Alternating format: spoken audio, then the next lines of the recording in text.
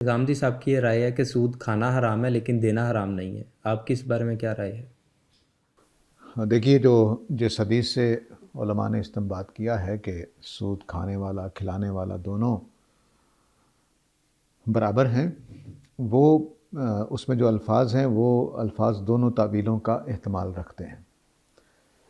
آکلہ و موکلہ، یہ دونوں اصل میں عربی زبان میں ایک بات یاد رکھیے، ہماری زبان میں بھی ہے لیکن اتنا واضح اسلوب نہیں ہے یہ۔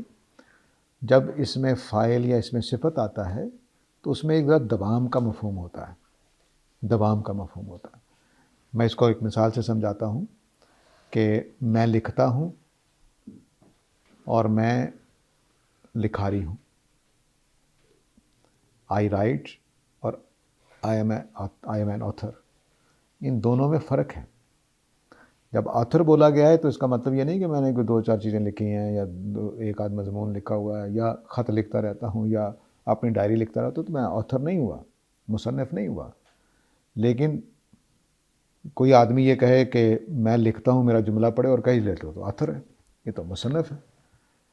تو حدیث میں یہ نہیں آیا کہ من یو کے لو ہو، یہ نہیں آیا، حدیث میں آیا مو کے لو و کاتب ہو، تو اس کی ٹیم کے لوگ مراد ہیں کہ سود کھانے والا، اس کو کھلانے والا، اس کا کاتب، یہ تینوں اس کے ٹیم کا حصہ ہیں۔ تو سودی نظام میں جو ٹیم کا حصہ بنیں گے وہ سارے کے سارے برابر ہیں۔ تو اس لیے استاد گرامی کی بات میں وزن ہے، لیکن بہرحال آپ کا ضمیر جس بات پر مطمئن ہو اس کے لحاظ سے آپ عمل کریں، یہی بہتر ہوگا۔